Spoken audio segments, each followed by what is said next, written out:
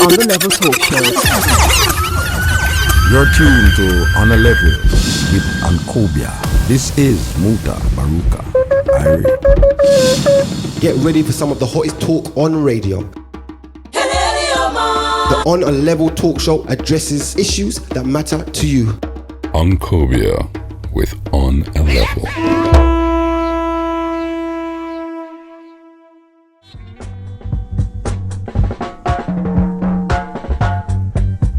Yes, welcome to the On a Level Talk Show. It is Black History Month, the second week. So this is how we do it. Kick off the show with a song there called Black Progress from Bob Marley. Now that is a song I don't hear being played on radio at all. I don't know why, but that song is just so kicking. And of course he took it from the one and only godfather of soul, James Brown. The On a Level Talk Show. Welcome once again to the On a Level Talk Show. Nice to be with you for another week. Man, I wish I could sing. I would just kind of bust out some lyrics right about now. I just really dig this tune big time. Bob Marley called Black Progress. Well, today we have another Black lecture coming your way. So far you've heard from Dr. Reverend Ishaka Musa Barashango, and he told you last week about amazing black facts of the Bible. And then on Wednesday you heard from Dr. Naeem Akbar, a Muslim brother. So you've heard from a Christian brother, a Muslim brother, and he spoke about the relevance of ancient Egypt in our lives today. Well, I've got a heavy show lined up for you. In fact, I'm not even going to speak too much. I'm bringing you Ra Un Nefer Amen.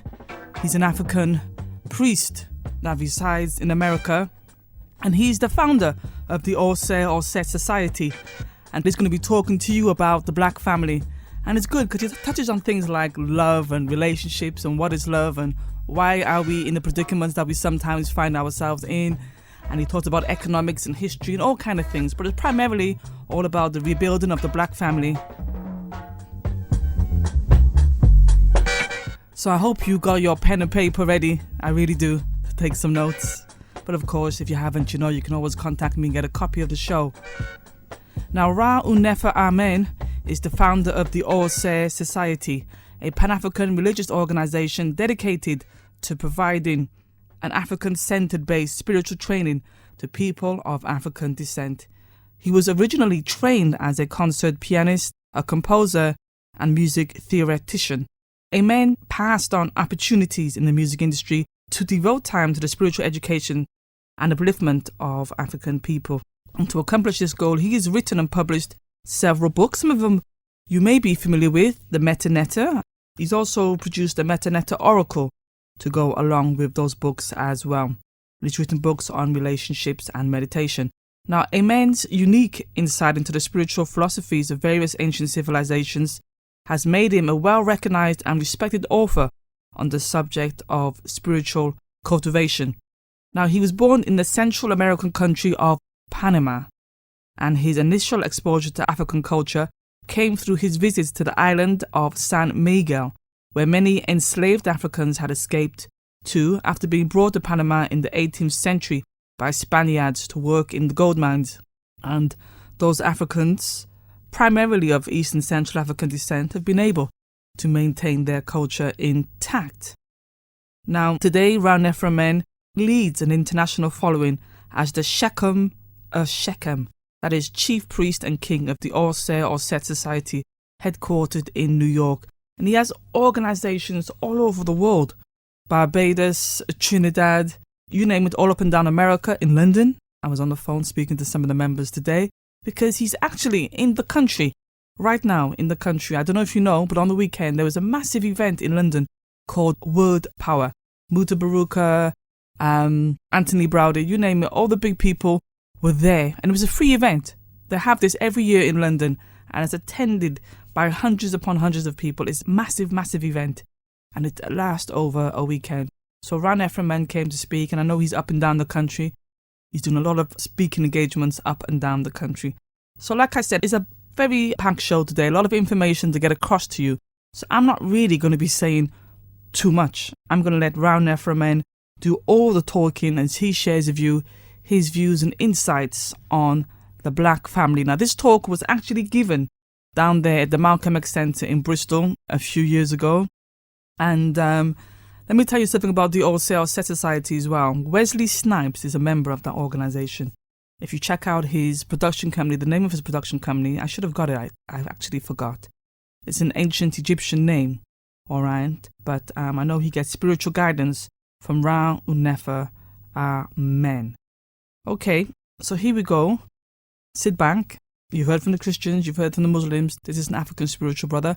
And of course, we're all one big family, so it's not even about the different labels, but it's just to bring people to you who have a different insight, different way of actually looking at some of the problems and issues that face us within our community. Here it goes. Ra Un Nefer Amen, Shechem or Shechem, Chief Priest and King of the All Seer or Set Society, the largest spiritual Pan-African organization in America. Believe me, they are huge. This is Kanan, the Dusty Foot Philosopher with Ankhobia, and you know I'm on a level, rooting out the devil. Peace, peace.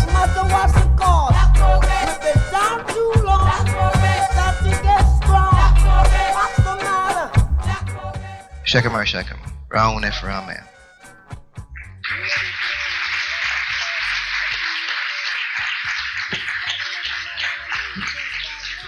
Otem, I bring you greetings from your brothers and sisters from America, Africa, America. Well, it's an honor to stand in front of you to share not my beliefs, but my experiences in helping to bring the black family together again. And I say experiences because some of you in this room may rightfully ask me, well, Shechem, what are your credentials? Why are you standing in front of us talking to us about the black family, the black woman, black men problem? Do you have a PhD in psychology? I don't even have a bachelor's in psychology. I don't have a degree in sociology. Okay? I'm not a practicing psychologist or sociologist. Okay?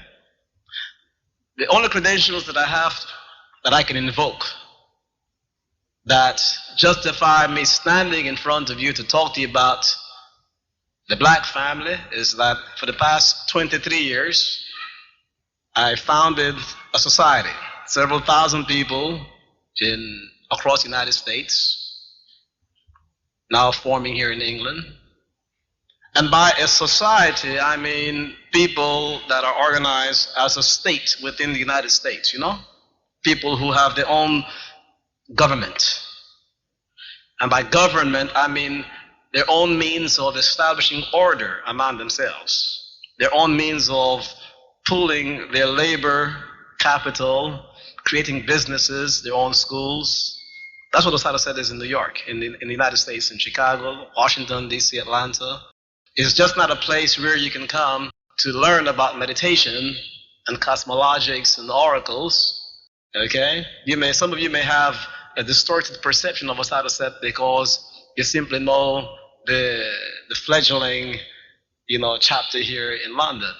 But if you came to the United States, Osada said, is a community. I mean, we're dispersed throughout, the regular community. We don't have a little commune, okay? We are dispersed. We live, like you live throughout the neighborhoods, right?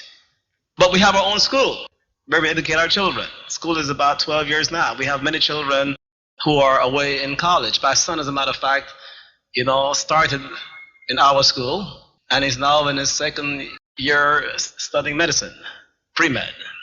We have children who are about to graduate from the universities, who came to us from kindergarten all the way to the 12th grade. These are children who in our school learned the African way. Children who started their school day pouring libation to their ancestors. Children who at the age of 5 and 6 can break down to you the attributes of Het-Heru and Oset and Sebek and are culturally ignorant about Cinderella and Mickey Mouse. We have businesses. We manufacture cosmetics. We import shea butter from Ghana, black soap, and we manufacture all types of, hair creams and moisturizing creams and skin creams and things of that nature. We buy cloth wholesale from the white man and tie-dye it. We buy cloth from Ghana and sew them in the clothing. We have manufacturing concessions in Ghana. We manufacture clothing in Ghana. This lovely garment that I'm wearing here is manufactured from cloth that we buy in Nigeria, Ashoke, and so on. And we have many businesses. That's what a society means, meaning that in the 23 years, we have people who have been with us for that length of time, people who were born in our society, people who we married, families that we put together and observed throughout these 23 years, families that we kept together, families that we put back together. And I dare say to you that in our society, most of the members of society are married, strong, solid marriages. Okay? There are a few divorces, not going to lie to you, but the percentage is much less than what is taking place out here. So if you were to do a statistical study of family life in our society, you find that it is much, much stronger than what you'll find here among the black people in America and in Britain and so on. So these are my credentials for standing in front of you, to talk to you about family. So I want to share with you those ideas that help us to put families together and help that family to hold together. And since I'm coming from a whole different perspective than your sociologists and psychologists, since I'm coming from a holistic perspective, most of what I have to say to you about family, analysis of the problems, solutions to the problems, may seem to be dealing with a whole different area of discussion, you see. We're going to have to talk a little bit about history from a different perspective to understand what is wrong with family and how to solve it. We're going to have to talk about the spirit.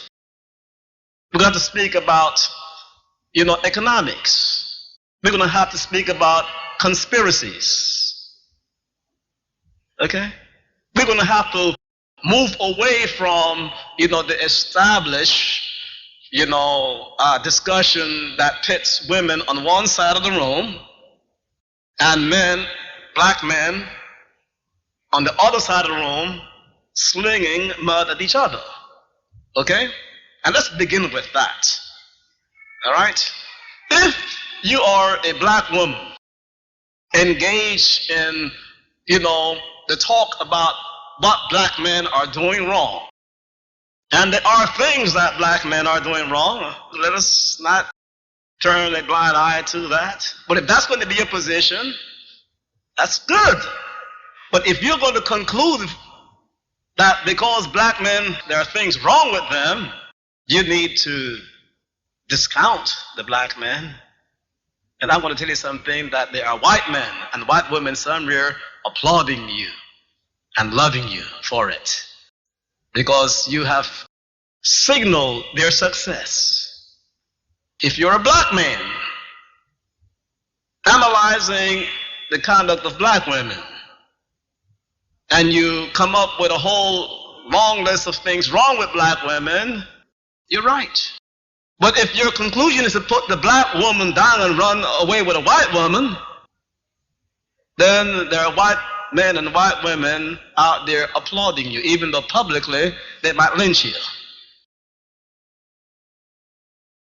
Got to understand, as the brother said, we go to Trinidad, Jamaica, Barbados, we come here to Britain, we go to America, and we talk, I'm Trinidadian, I'm Jamaican, I'm African American, I'm, what do you call yourself here?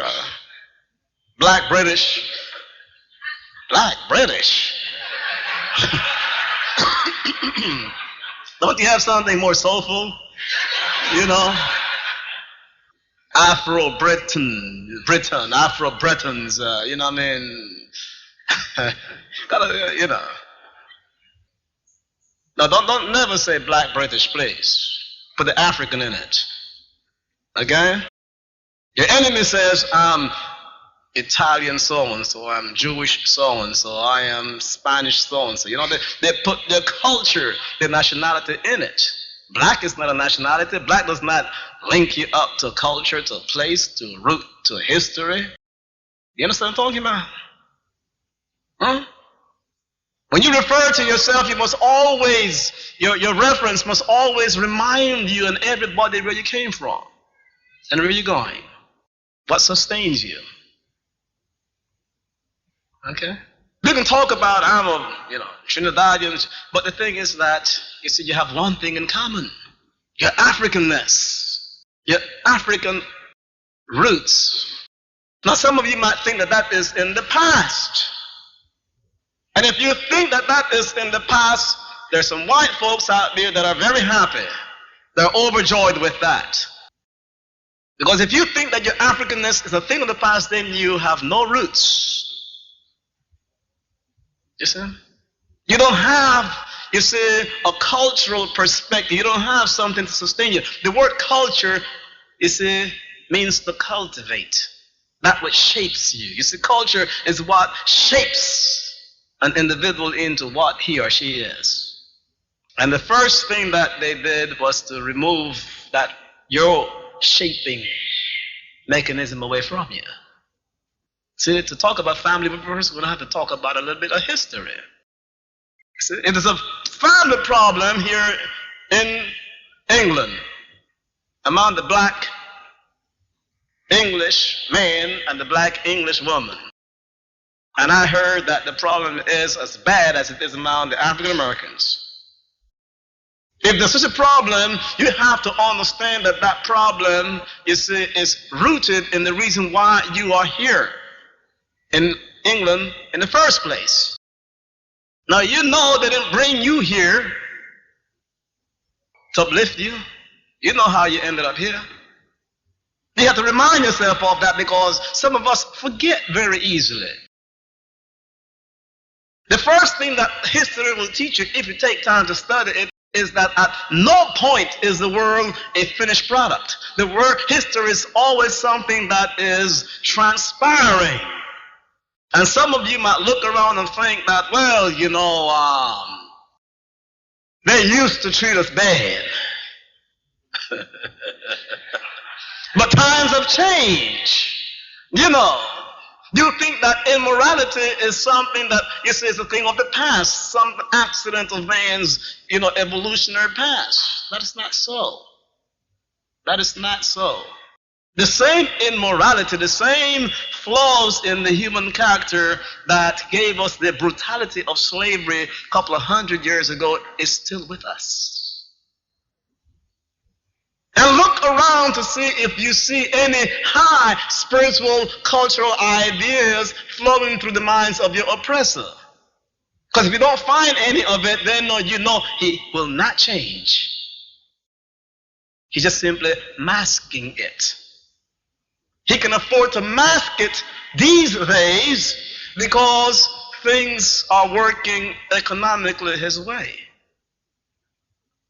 Okay?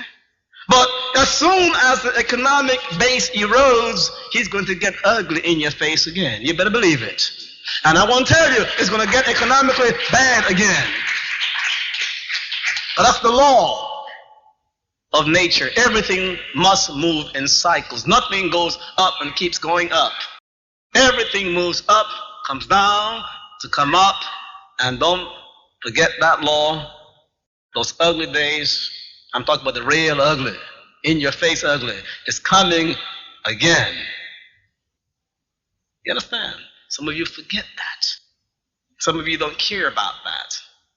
Those of you who don't care about that, I have no quarrels with you. You're spiritually young. So ain't nothing I can say that will make you care. You know what I'm saying? You know what I mean? Some of us are spiritually grown, and like adults, we take your business. Others of us are like little children spiritually. We just want to play, run around, party. make enough money to buy a car and, enjoy ourselves. So ain't nothing anybody going to say or do that's going to make a difference. So I ain't going to argue with you. I'm here to talk to those of you who grown. Let the children play.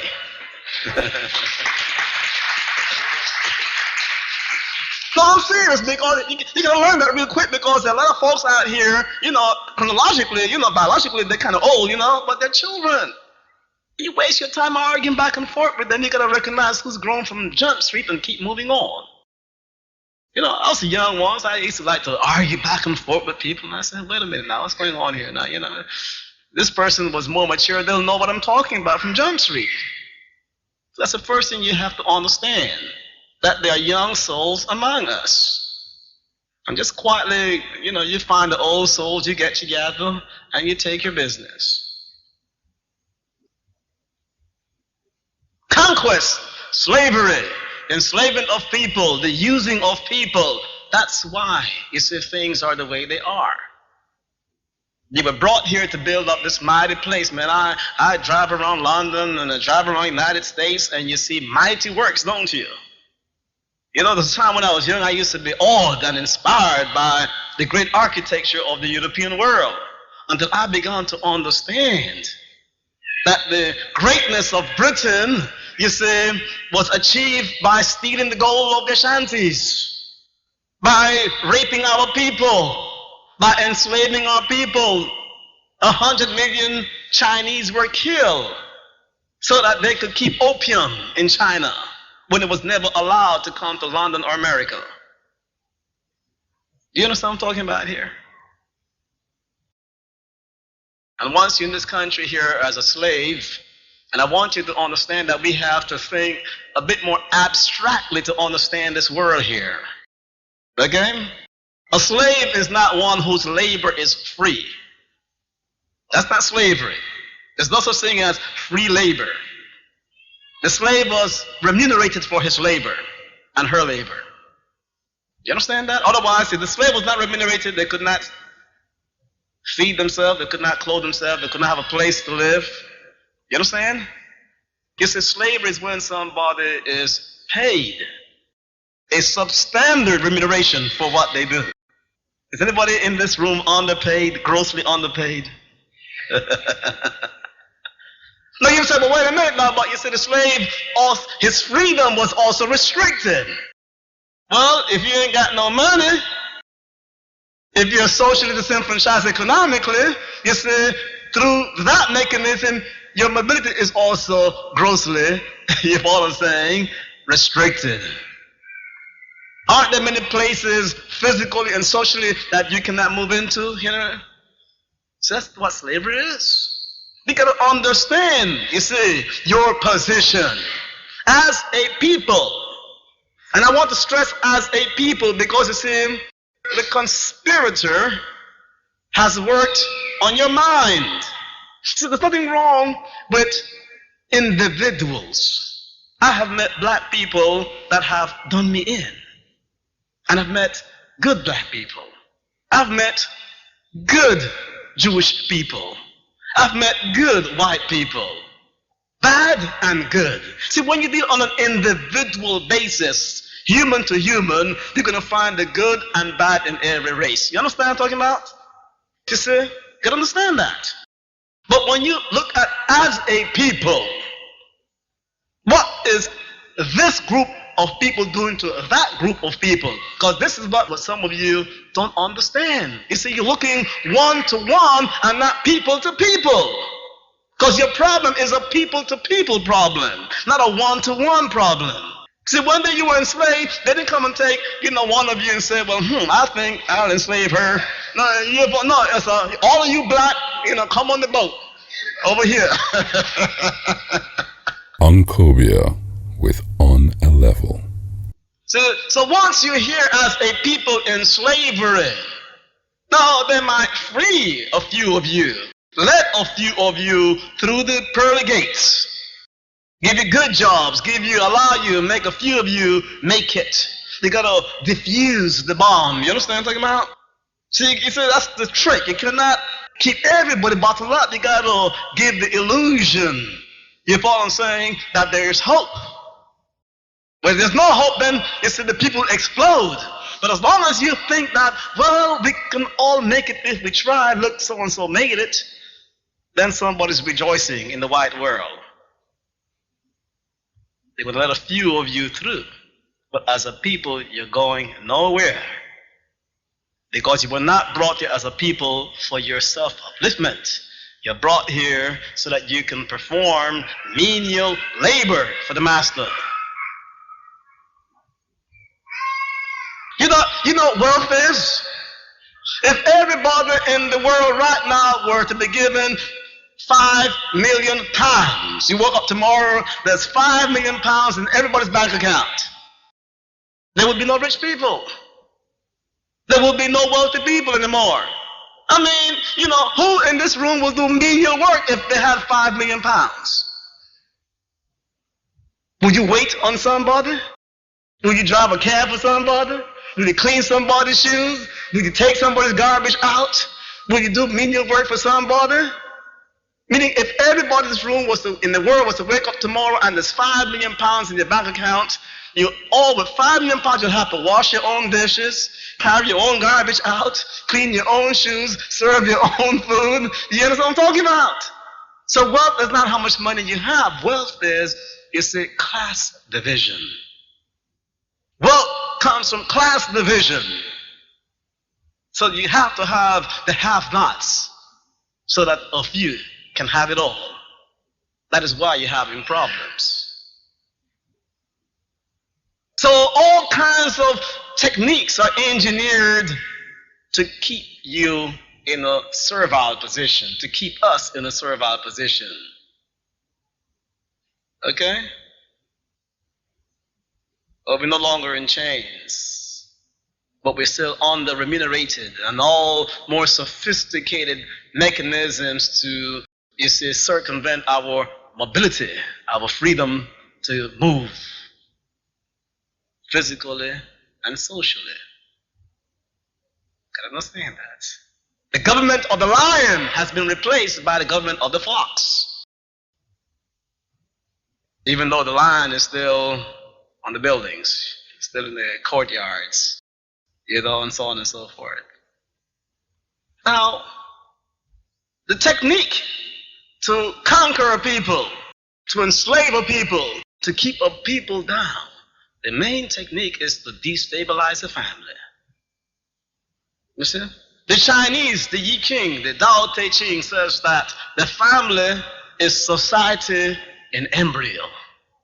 It is in the family that, the man, if the family is going to work well, the family has to be a partnership, an equality, an expression of equality between the man and the woman, the husband and the wife.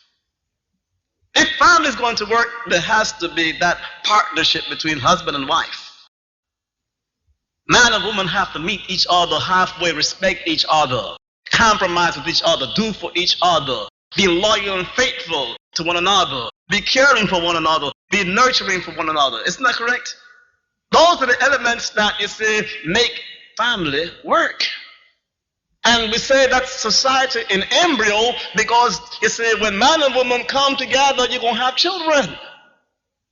If the family is correct, the children are going to grow up. The children are going to go through their most impressionable years, seeing, this loyalty, this respect, this caring, this fidelity, this love, morality. They're going to, live in that environment. And when that child grows up, those lessons of loyalty will be transferred to the community. Children who grow up, seeing husband and wife function in this way here, will therefore, project these values onto, members of their community. Where there is a strong sense of family, when you grow up with a strong sense of caring and love and loyalty and respect and so forth, you can't sell drugs to your brother or your sister. You can't go out there and just simply kill your brother and your sister and kill the black elder. You cannot go out there and, disrespect the women. So that is where it's coming from. So to make sure that, I can conquer you, I have to destroy your family. The black man is not behaving himself in the black family. The black woman is not behaving herself. We're not taking care of our children. Black women, seeing the black man not being correct, she is putting the black man down without understanding those forces that has led to the way the problem is today.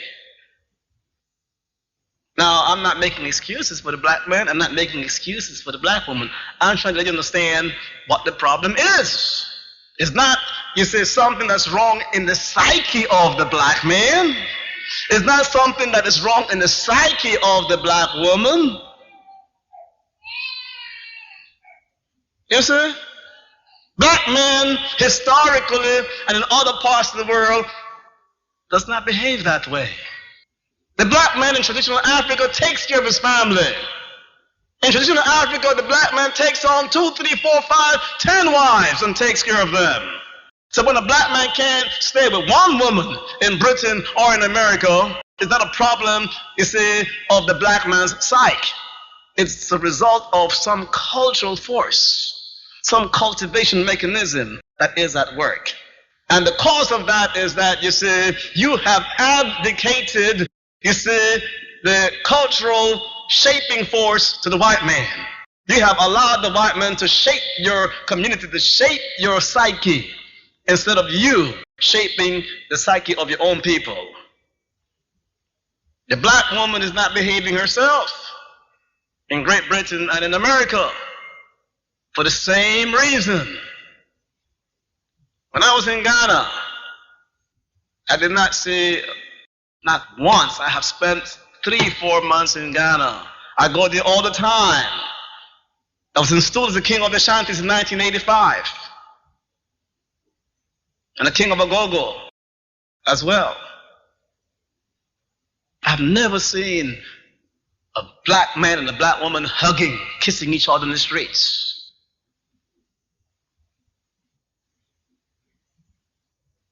The last time I was there a few months ago, it was the 20th anniversary of the Asante Hene, or Tumfu Pokobare II's, his kingship. Was celebrating 20 years of his kingship. And there were many Europeans there. And the contrast was so noticeable. There were black girls from America and from England, and white girls from all over Europe. And the contrast was so sharp. All the native black women had long dresses on. And the American black girls and British girls and the white girls were in short skirts showing their behind off. And their legs in low cuts. See? You gotta understand these things. This is not our culture.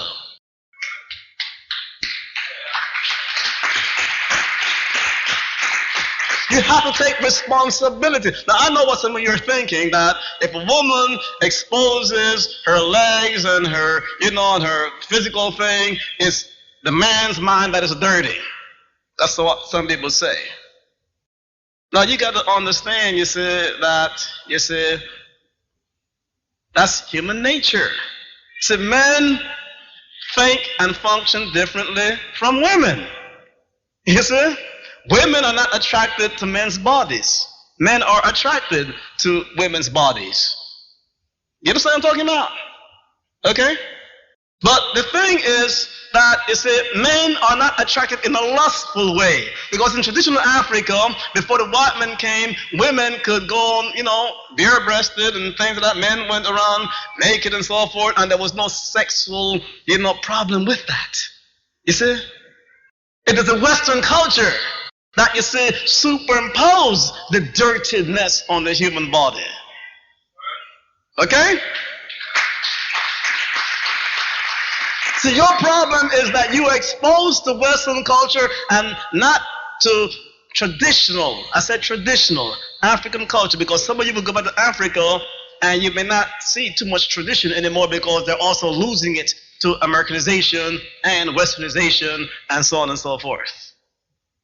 And we're here today to discuss some of these traditional values that you have to return to. Let us begin with many of the ideas that you have about family. Okay?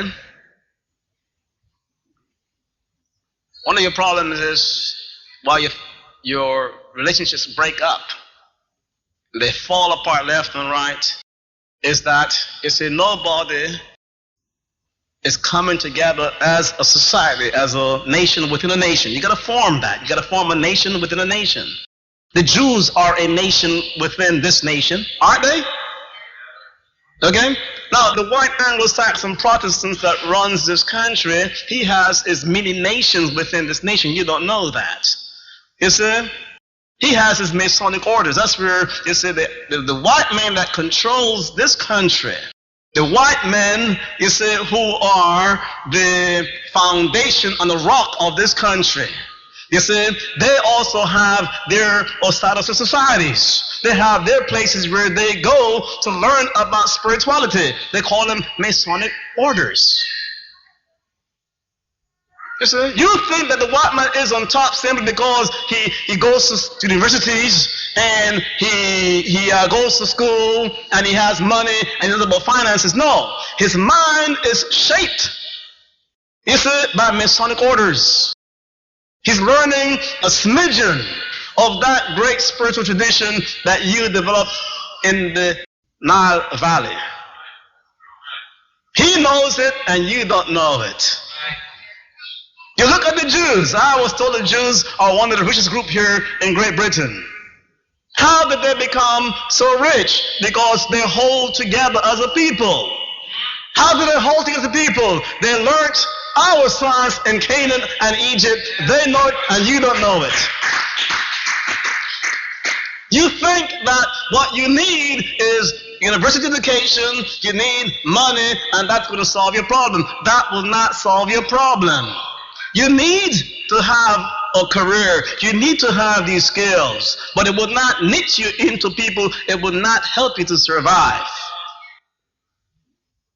You see? Your enemy controls you because, you see, don't forget, wealth isn't having money. You got to have a class of have-nots to do, because wealth is having servants. That's what wealth is. You understand? If I have no money, but I have a mandate that will compel you to do everything that I wanted done, bring me food, clean my shoes, clean my house, get me this, then I will be wealthy, right? That's what wealth is. You gotta understand what's going on here. It's no accident that black people are poor. It is by design. Poverty is by design. It's not a natural function of the economy. I'm going to talk to you about why you're poor a little later on.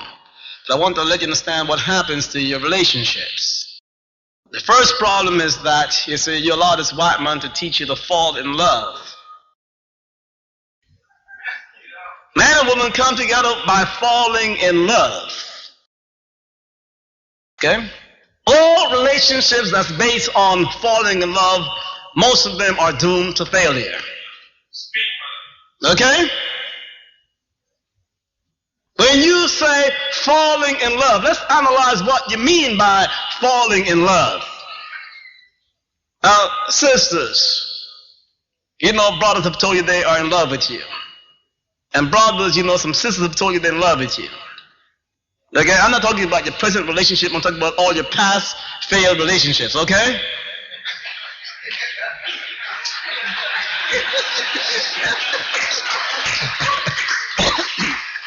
Because everybody in this room here has, can I move away from this? It's like it's between me and you. Come on, let's.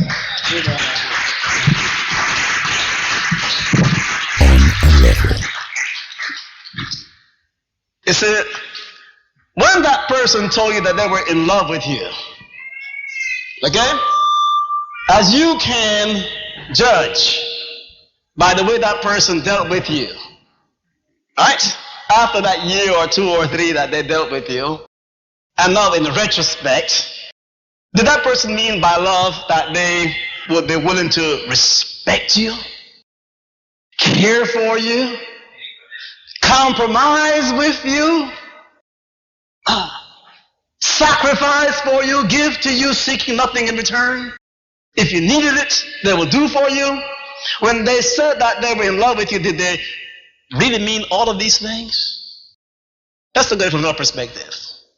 Did somebody ever say to you that they love you, yet they disrespected you? Did they say they love you, yet they hurted you?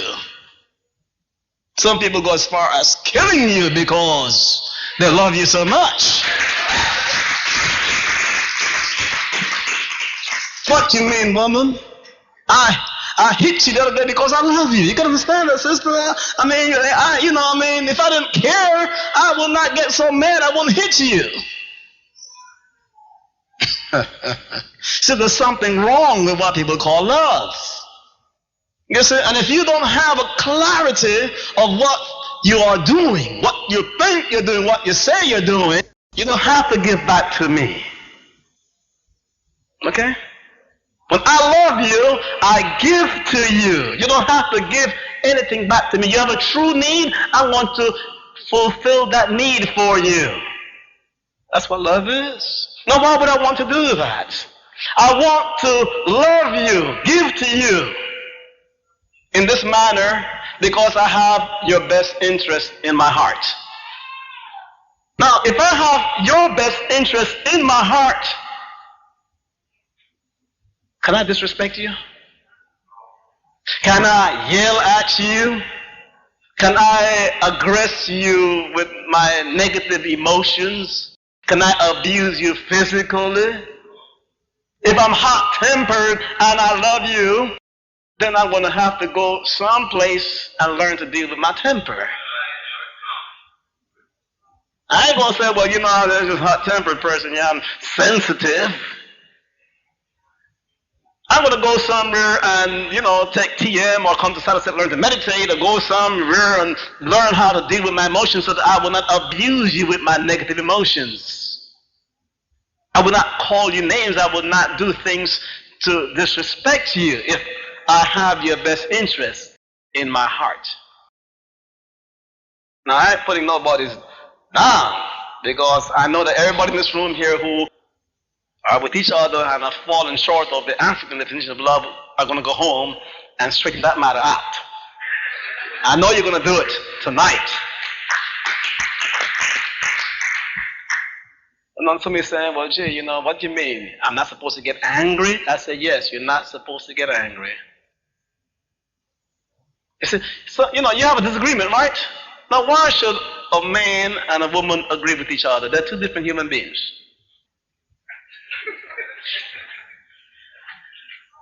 You have two different minds, two different perspectives, two different histories. Why must you agree on something? But the other question is, why must you get angry if you disagree? You don't have to get angry because you disagree on anything. That's the whole point. Okay? Now, I didn't say it's going to be easy, but there are places and there are about some 6,000 years of human wisdom. There are 6,000 years of psychological teachings where you can learn to transcend your anger, your fear, and all the negative emotions that destroy the lives between two human beings.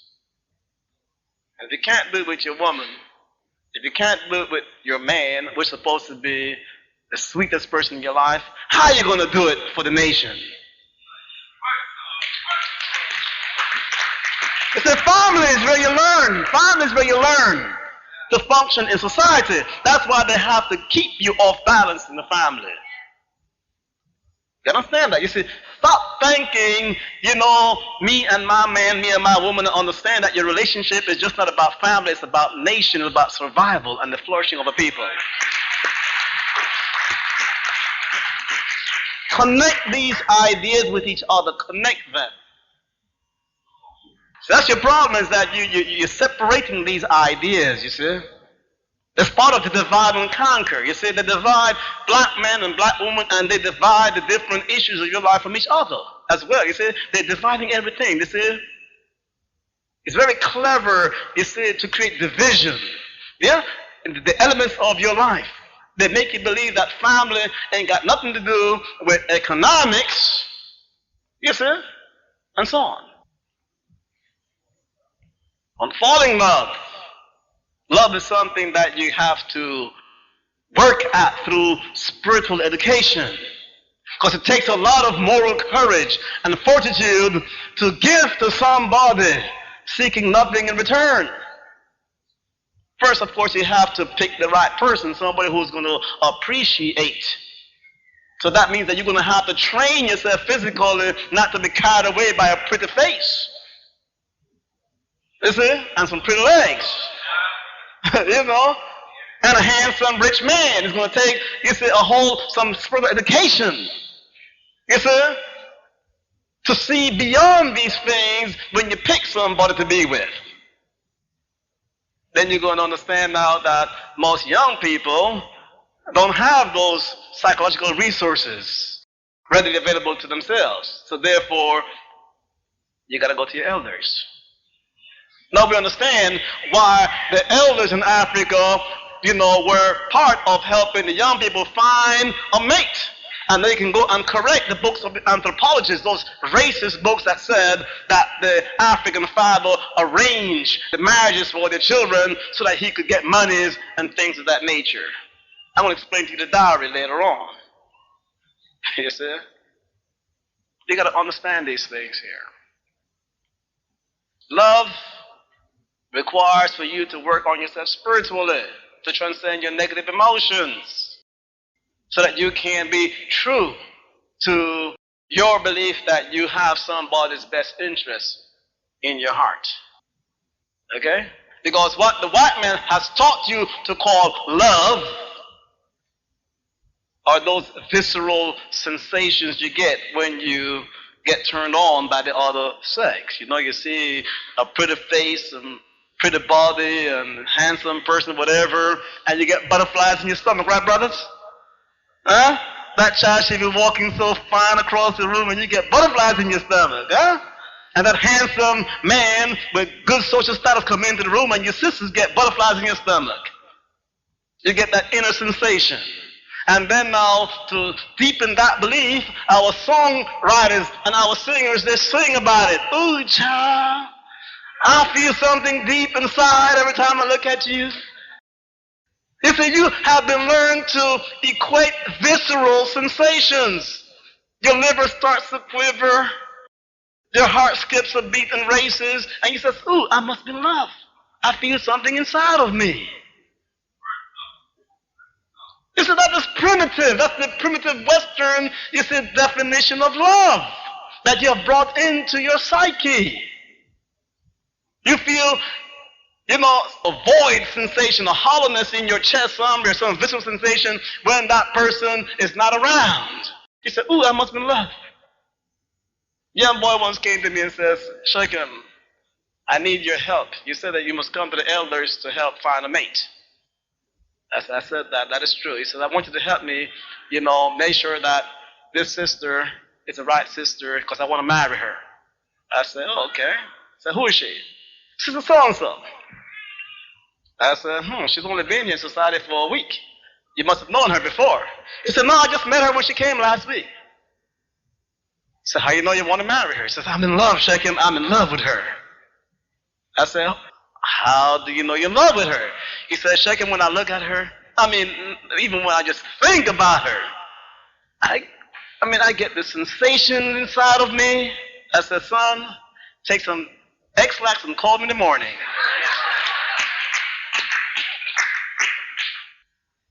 You get aroused sensually. And you equate that, you take this as an indication that you're in love. Love is when you care for somebody so much that you are going to work on what is ugly within you so you don't bring that to that person. That's what love is. Sisters, be happy if you find a man committed to spiritual education And brothers, be happy if you find a woman who's committed to spiritual education. I said committed. Because if you're committed to spiritual education, then you are going to transform your nature.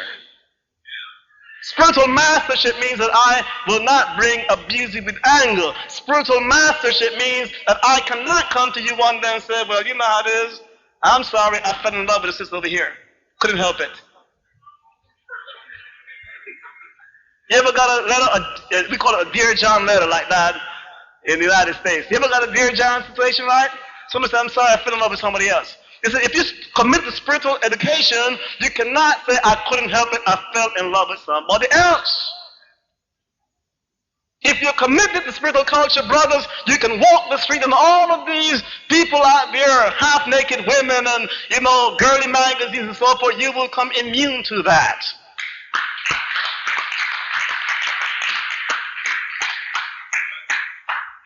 Spiritual culture simply means that you are working on, reclaiming ownership of your mind.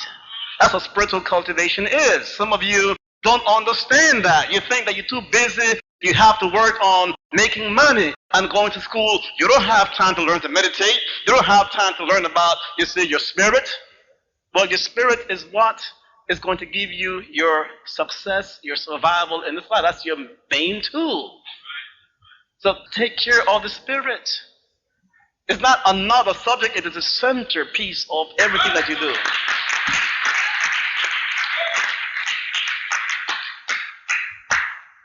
So stop falling in love. Okay? Sure, I'm not saying that a sibling going to take you out, a brother going to take you out. That's going to happen. But then settle back now.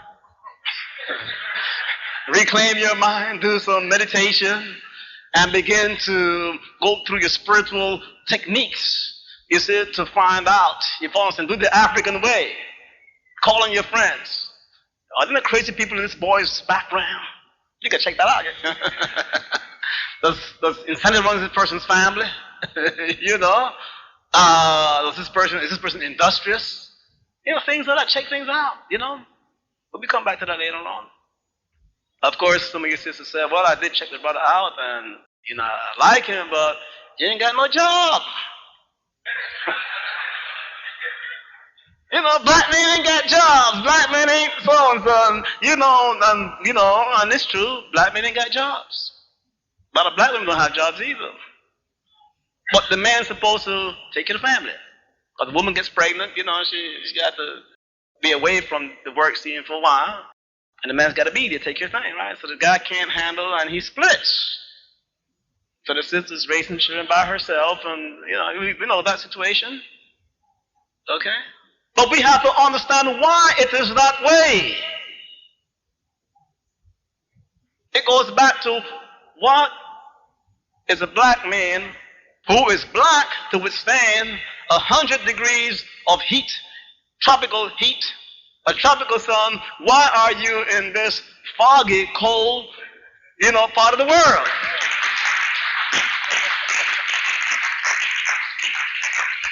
You gotta understand that. See, once you understand that, then you know that somebody, has reserved a place for you.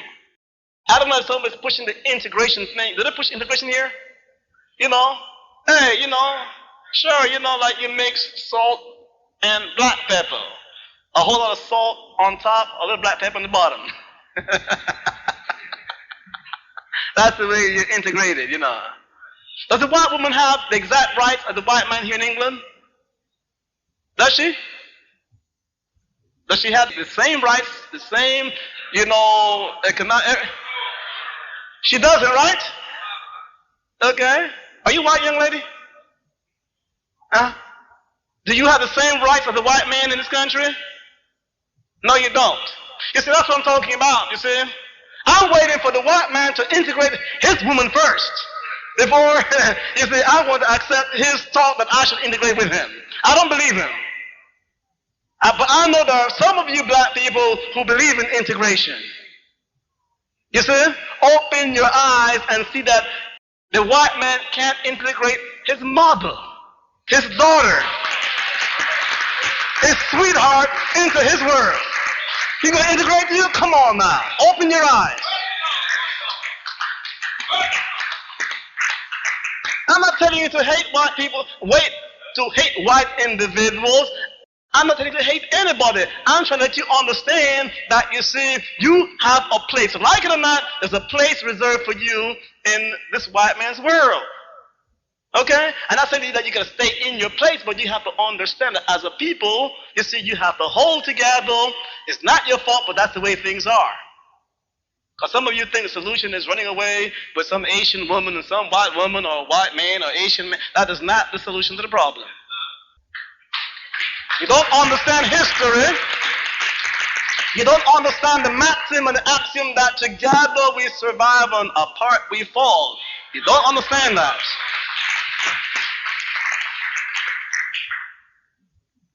Now, you see, to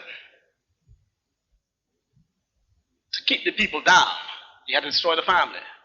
To destroy the family, you have to, you see, put relationships on shaky ground. That's what falling in love is all about. You with me? Okay? You come together in the wrong way for the wrong reasons. Okay? Romance can't hold no family together. If you don't learn how to care, how to share, how to compromise, how to respect, and so forth, it's not going to hold together. That's why things are falling apart. Boy, it come like say everyone's talking about revolution, revolution, but all they really want is arms house blood. Boy, that's because they ain't dealing with no spiritual revolution. The Honor Level Talk Show. It's real. Okay, I'm gonna hold that just there. This is the Honor Level Talk Show with Ankhobia.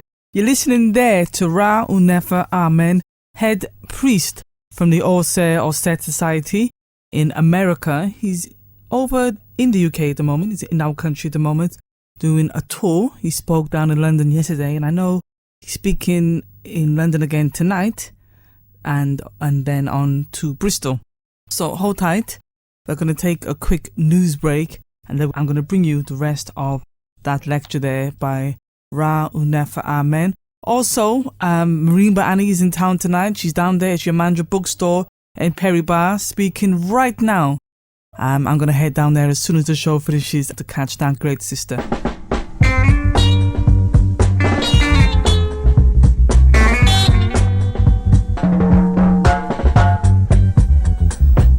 Welcome back to the Honor Level Talk Show.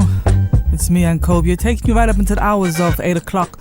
Just before the news break there, I was telling you that Dr. Marimba Annie is in town today, down there at your Mandra bookstore in Perry Bar. Now, for those of you who don't know who Marimba Annie is, she's an anthropologist and a historian, and she's going to be talking about how to break down the European matrix. Very, very powerful speaker, I must say. So as soon as the show is finished, I'll be heading down there to catch some of her talk this evening. It's a shame they put it on the Monday, because it would have been nice to have her on the show and to dialogue with her. Believe me, the sister's rough. Okay, we go back to our discussion tonight. Ra Un Nefer Amen is talking about the black family. This was a talk given in Bristol some years ago. And if you enjoy him while he's in Bristol, again this Wednesday evening, hoping to get him on the show this Wednesday. Not sure how that's going to go. But like I said, I'm not doing too much talking this evening because I do want you to try and get as much of this as possible. In the meanwhile, you can always call me 0121 678 6666 excuse me, and speak to me in the background, or send us a text on 07624 809 887. Okay, here we go. Ra Un Nefer Amen, head priest and chief of the All Set Society from America.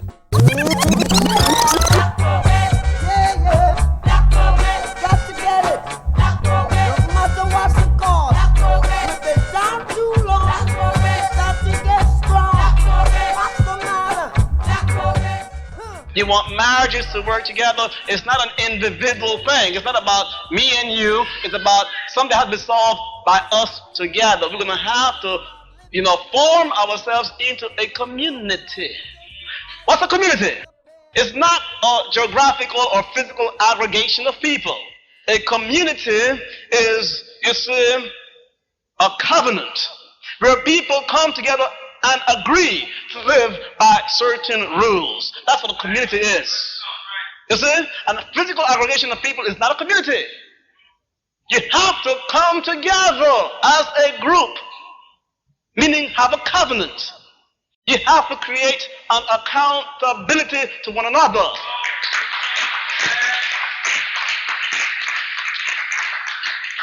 In a side set, brothers cannot come to other brothers and say, man, let's go check out some women. If they're married, they can't go do that. You see, if you're married, you cannot do that because, you see, you have an accountability and it's a hierarchy. There are people who have the right, you see, on behalf of the community to expel you, to say, okay, you're out of the community, or to make sure that you're ashamed, or to make you pay fines. You see, you have to have accountability. You see? Marriages are not working, relationships are not working because the accountability factor has been taken out of your lives. You see? And a brother walks in and out of what he calls the black community, which is not a community but a physical this neighborhood. That's all it is, man. That's all it is. He walks in and out with his head on up. He disrespected his woman. He can still walk in and out. But if you make sure that, you see, all of you must belong to your thing, to your social group or whatever, then the brother or the sister has to hold their head low if they do wrong. And that will militate against many people doing wrong. I'm telling you because that's the way our society works in the United States. Many marriages have been kept straight because the brother wanted to do it, but he thought of the consequences. The sister wanted to do it, but they thought of the consequences, so they stayed and, and circumstances forced them until the meditation lifted up their consciousness to embrace truth from within. Because some of us need external pressure until the truth comes to us. But that's what the community does. Community is a social shaping force. Many of you don't want a community. You don't understand a community. And I understand why. I understand why, because many people, you've joined groups before, you see, and you've had negative experiences. I'm talking about a community that is built upon those values that gave you that great Nile Valley civilization. That is what we have brought back to you. Okay, now. A community based on spiritual values. The spiritual values that, is the best product of the black experience. That's what Osada said teachings is all about. Another technique to destroy the family is to emasculate the man. Sisters, your men do not have jobs not because the black man is lazy. He is not lazy. The black man is emasculated, psychologically castrated. You see, men and women are different. Men produce an abundance of testosterone. Women produce an abundance of estrogen. Okay? And there are psychological, sociological means of reducing the amount of testosterone produced within a man. When you deny a man the right, you see, to take the law into his own hands to suppress drugs in his community, and the police look around and do nothing about it, but the man can't do so, oh, you're vigilante now. You see, when a man has not the right to defend his own community, when the man, you see, does not have the power to control his finances, and the black man cannot control the finances because, you see, finances, you see, the white man is not more industrious and productive than the black man is. The black man in this room is the same genetical structure of the man that gave you the Nile Valley civilization.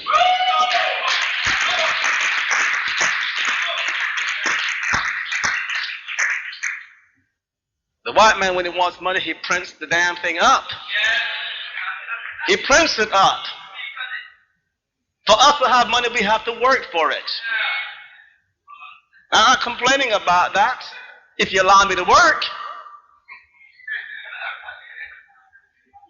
I'm not complaining about it if you give me equal rights to go to school. I'm not complaining about it if I go to school and you give me equal rights to work and to earn. But if you don't, then I'm going to be depressed. I'm going to pass the message on down to younger black brothers that, man, ain't no worth trying. That is what is happening. That's the psychological castration of the black man. Now, I'm not saying to you, though, black brother, that is the correct response. See, that's the response that comes to you when you think there is no way out. I know some of you like to go get some guns and shoot the damn place up. We say, now, if I shoot London up, then, and I bust London up, then who's going to, supply the food?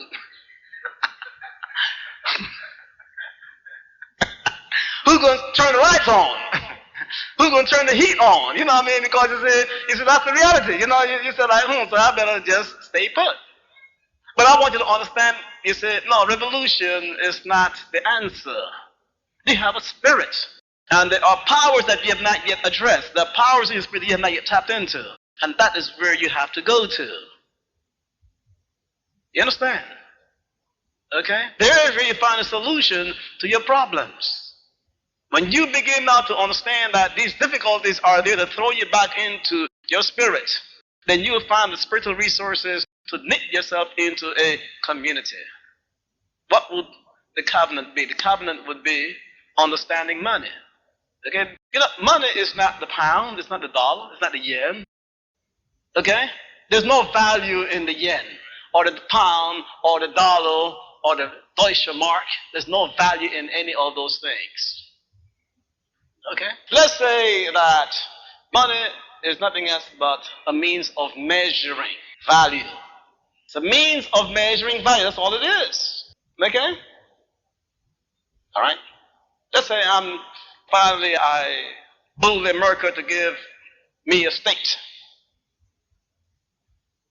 Nuke Hammett. Okay? And from my, my great house in the capital of Thebes, in Nuke Hammett, which should be somewhere down south in America near Atlanta, somewhere where it's nice and warm. Why not? The Jews got Israel, didn't they?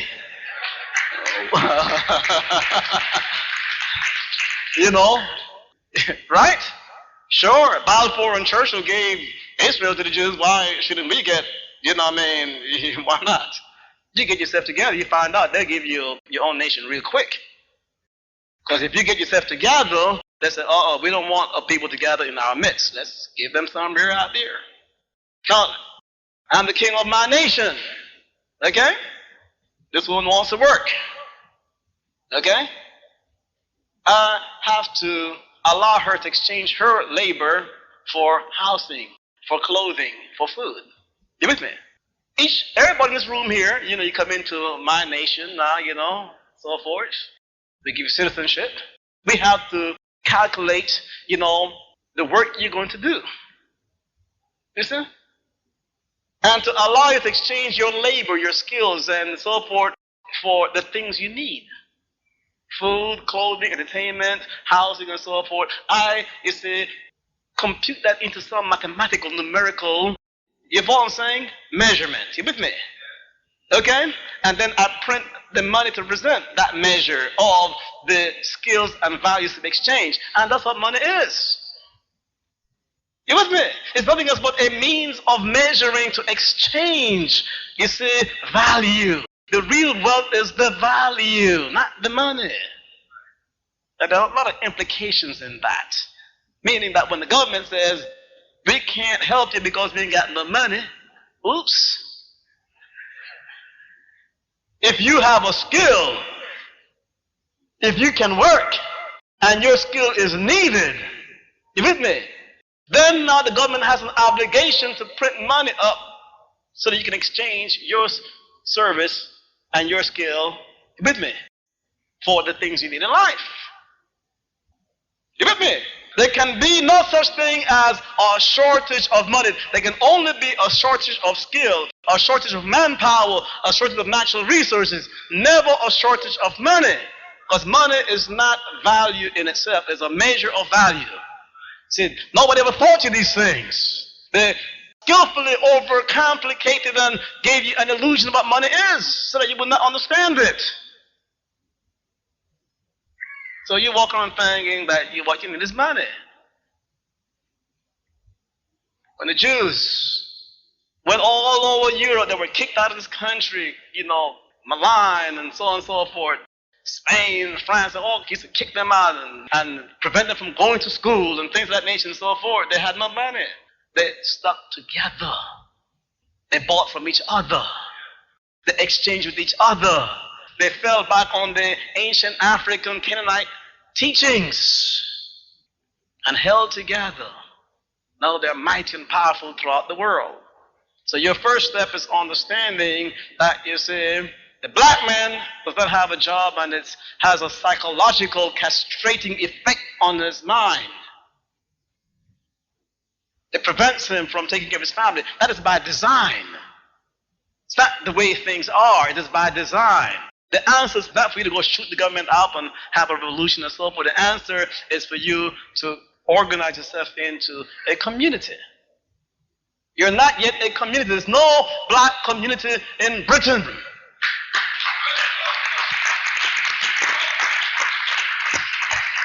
A covenant is what makes you into a community. You come together and agree to live by certain laws. Hopefully you will embrace Ma'at as your basis. Once 1,000 of you come together, you will find within that 1,000 that, we have a financial pool. We have a market. If at least 1,000 of you come together, you can pool your monies and buy soap below wholesale and sell to each other. Right?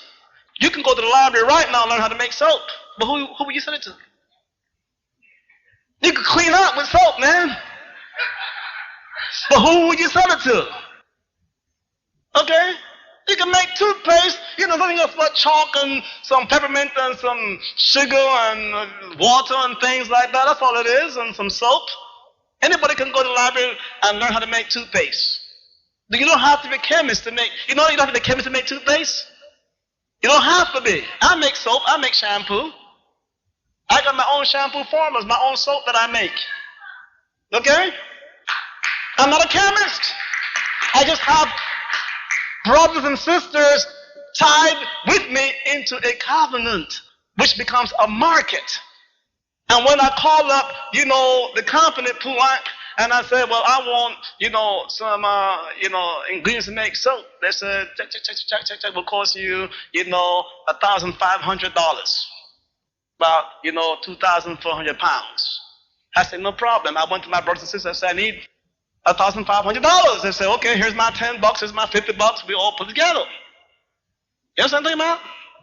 So I said, here's a check. Send me some soap ingredients.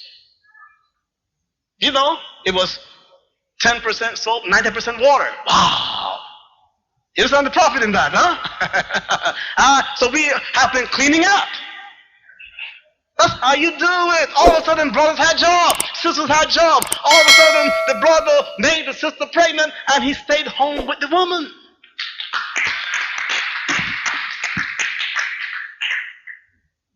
That's the solution. You see, the time to walk around, aggrandizing brothers like me, giving lectures. Those days got to stop now. You have to stop hearing lectures and, paying to come to hear lectures and making brothers like me, great and rich and things like that and so on and so forth, and start now doing with this information. And you know something? You will receive an understanding of the world. That white man you think is the devil out there, he will sell you the ingredients to make your soap. He don't care. He will sell it to you. He will do business with you. You don't understand that. Because there's an element among us that are controlling the microphones and the pulpits and the soapboxes, who are just constantly feeding you information just to make themselves great speakers and lecturers and so forth, when the answer isn't doing. You have to knit yourself into community. I know it is difficult. You're going to have lots of fights. lots of problems, but if you base your community on the spiritual teachings of your ancestors of Kemet, then you will find a way to solve your problems. Let me give you an example of one of the ways that we keep not only the families but the nation of us together. We have the oracles. Okay? The oracle is a set of images, the medu neder, divine images, through which your spirit is able to let you know what's going to happen in your life. Like if I wanted to marry this woman, she's beautiful, I'm carried away with her. But I know now my African, he says, that's not enough now. Okay? You know your heart is beating, fast, you have butterflies in your stomach, you look at the sister, you get these sensations. Now, you can't call that love. That's lust. And that's cool, because if you didn't lust after the woman want you anyhow. Right, sisters? Right? You want a man that, it's hot for you, right? But cannot be the first and only reason. That is like, okay, that you got my interest now. Okay? Now you go to the oracles. You with me? You consult the oracles. I get a Het-Heru reading saying to me, well, it's only lust. I said, oops, okay. That's not enough to go bother that woman for a relationship. So the oracle let me know where I'm coming from. You with me? I get Mahatma. The oracle says, well, there's a possibility here now. Right? There's something here that can bring this relationship to a higher plane. And these are the things that you must do. The things you must observe, the words of power you must chant, and so on and so forth to make that relationship work. And if I'm a member of a community, you see, I have a covenant with people, I will make this relationship known to the elders in my community, the priests and priestesses, you see, or the chief and chiefesses within my community. And they will, lend their acknowledgement and support to that relationship, provided that we, would observe the rules by which man and woman should conduct themselves in that community. Meaning that, I have to show cause to the community why I want to leave this woman. I just can't walk away from her. You see? If I expect to remain in that community in good standing. Just how it works. Once your community structure has been destroyed, there's no conflict, there's nothing else happening there. You see? There are many people in our community whose relationship was bad. They went to the oracle. The oracle says, well, hang in there, stay with it. Because, when these cars came up and so forth, this is what's going on. One woman, for example, came to me and she said that, I've been married now for 15 years and I just don't have any feelings for my husband anymore. I say, is he beating you? Is he bad? No, he's good. He takes care of me. Good husband. I just don't feel the way a woman's supposed to feel for a man anymore. He doesn't turn me on. I don't care about him. And so on. We went to the oracles. We got Geb, 10. The last one down there, Nekebet, Hetep. I said, your problem is a physical problem. Okay? I asked her a few more questions. I found a homeopathic remedy called sepia. In 200 potents, they gave it to her. She came back the next week. Oh, I don't know what that was, but I'm in love all over again. That was about 10 years ago. The family's still together, going strong. You see? She was suffering from what they call middle-age burnout. But the oracles let understood where it was coming from and how to correct it. Okay? So the oracles is an important piece. There are people, in society, there are things to do. Should we do this as a people or do that as a people? Same thing, husband and wife. Should buy this car, should buy this house. Yes, I said no. And you give your reasons, your opinions, and one set of opinions is just as valid as the other set of opinions. And when you have those kinds of situations, what happens? If you don't have an oracle, the tempers flare, and so on and so forth. You go to the oracle says, this is the way it should be done. Because the oracles will always point you in the correct direction for doing things. And that's how we use the oracles in relationships, in the nation, and so on and so forth. If you were in the Yoruba tradition, and you have these differences, you will also go to the Babylon. You see? An Avipa thrown for you. Okay? And all over Africa the same way. There are trance oracles. Some people, instead of casting lots, the priest goes into trance and pronounces the oracle. But there's always been in our tradition the understanding that, you see, you can reason things, you see, up to the point of what is probable. But there's certain times you have to know beyond probability. You see? How can reason tell you that because this man never beat his wife before, that he may not do it tomorrow? Reason can't tell you that, but the oracles will tell you that. Man came to me, wanted to marry a girl from Guyana. You got this one here, this guy here with a spear. The card fell out. You had to go to it. I said, now why are you getting that card? You know, you got to start to shuffle and look around. And then he finally came and he said, well, I got to admit, you know, I had a problem of physically abusing, you know, my wife, past relationship, and so on and so forth. And I said to him, well, the oracle said that you have not transcended that type of behavior. So we made him wait for a year of doing rituals. You with me? You see? So that he could bring that, you know, get in touch with that part of him. Why? You see, you know, what was it within him where he think he had to go that way? And once he got rid of it, then he married the sister. See, we can identify the wife beater. We can see the guy who may want to cheat on the wife, you see, before he even lets the woman know that he likes her. The oracle will be right. As a matter of fact, if a child is born into this world with a wanderlust, when we throw the incarnation objective for the child, the reading for the child when the child is born, the oracle said, oh, oops, this child here is going to be Casanova. Teach him now. She's going to be, you know, little Mother Harry. Teach her now. You see, we have tools that gives us insight into the nature, the forces operating in people's spirit that we can train them from birth. You see? And we're going to bring the institution of the naming ceremonies into, you know, London in a few weeks for you so that you can see how we can go to the oracles when a child is born and gain insight into the child's spirit. You see, the child's destiny, the forces shaping that behavior so that we can go to the oracles so that from birth you can begin to change and work on that child's behavior. Okay? In New York, in the United States, they have the glorification of the single parent. Do they do that here? Okay? You know, a woman wrote a book glorifying the single parent. She was commissioned by the conspiracy to push the idea of the single parent. 20 years later, she decided to do a statistical study of the families that she was tracking to see if the premise of her book was really true. She wrote a book without even checking to see the premise of her book was true. She wrote a book glorifying the single parent, and she studied a group of parents, it's the families for 20 years. You know what she found out?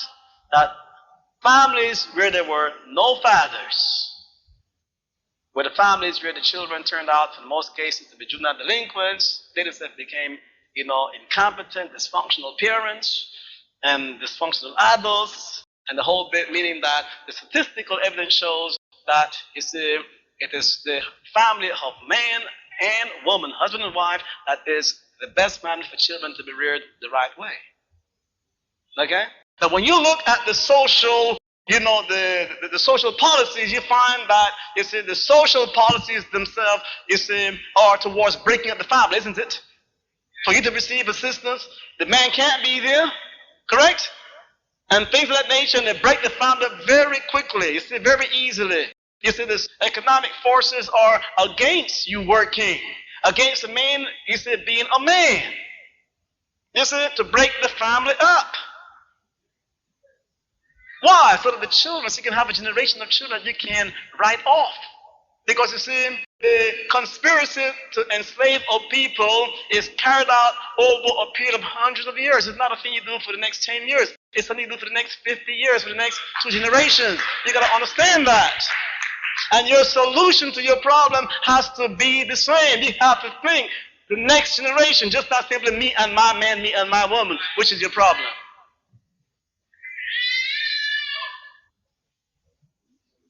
Your problem with you and your man is something that has its roots in society as a whole. And it can only be solved, you see, by society as a whole. You have to stop putting your woman down, putting your man down, and begin divorcing the culture that has made you what it is. Stop divorcing each other and come together and work on the problem. And I want for every brother to turn next to the next brother, sister next to them, and every sister turn to the person next to you and say, sister, brother, ain't nothing wrong with you. Let's do that now.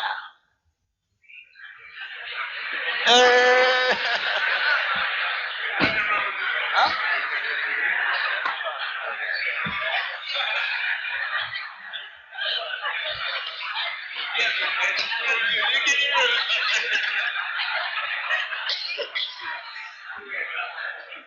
There's nothing wrong with us except that culture that we have subscribed to.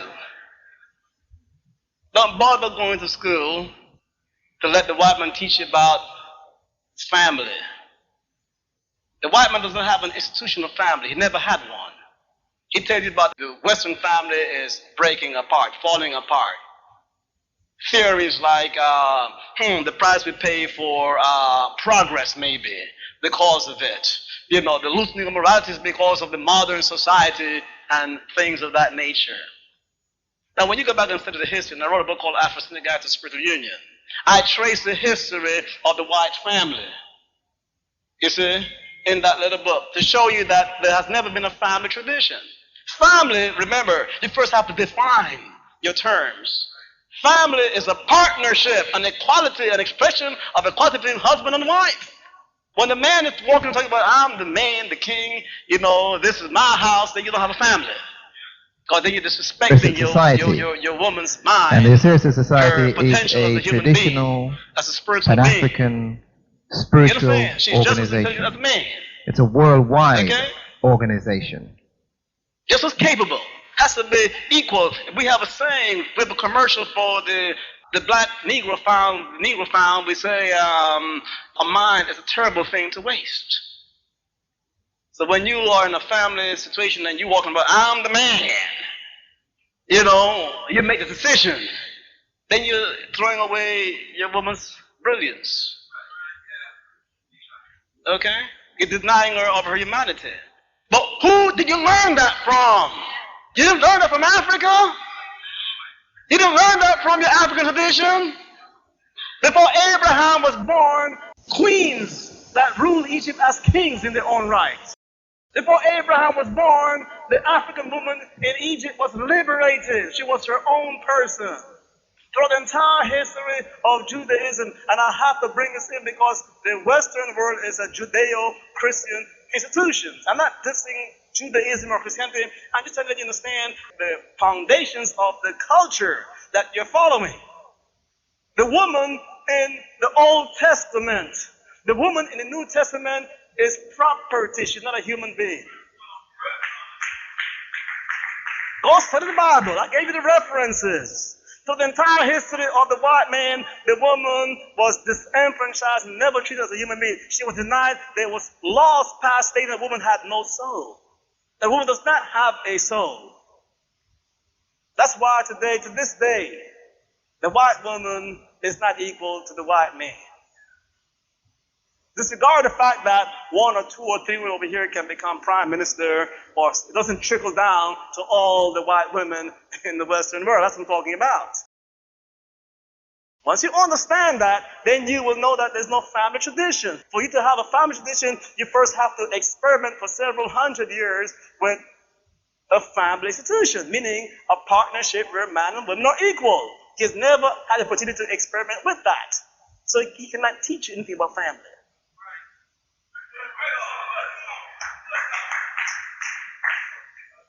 When Kwame Nkrumah became president of Ghana, he wanted to take the market away from the women and put it in the hands of the men, a Western-style modern market.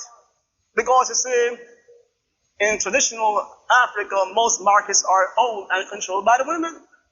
And what they earn is theirs. Do you understand? And when Kwame Nkrumah, you see, established the market, the women boycotted the market. They went on to the roadside and sold to each other, and the men were sitting there with all the produce rotting in the market. And in 2 weeks, Kwame Nkrumah abandoned his lofty experiment. And you go to Ghana today, you find that the majority, 90% of the merchants in the market in Kumasi are women. And the man has to get permission from women to serve in that market. It is the queen mother among the clans that chooses the next king. The queen mother, she chooses the next king. You know, you have all these cousins and brothers who are in line to the throne. The queen mother says, well, I think he will be the king. But let me tell you what strings and chains that selection is going to come with. You understand, man? That means political power. You know what I'm saying? A whole bunch of dealing and wheeling goes down when she decides that, well, we'll choose this boy over this boy over here. You see? This is important for you to understand. There's so much beauty and power in your tradition, which you disregard. You don't go in, you want to study Western sociology. Because they told you that there are no psychologists and sociologists in Africa. We only have witch doctors, they say to you. We only have fetish priests, they said to you. Yet they say to you that the Western world can only hardly manage a family of husband, wife, and a few children. Yet in Africa, the family is, husband, wife, grandparents, cousin, uncles, sisters, brothers, and they call it the extended family. That is family.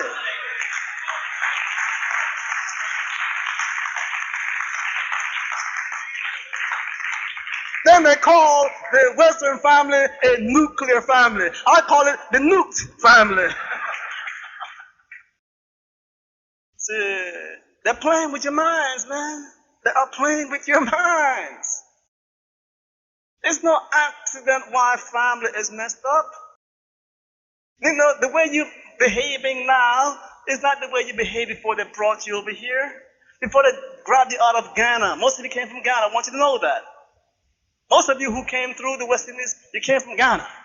You didn't come from Ethiopia. I know some of you think you are of the tribe of Rastafari, but you came from Ghana. Ankhobia with On a Level. Understand your history.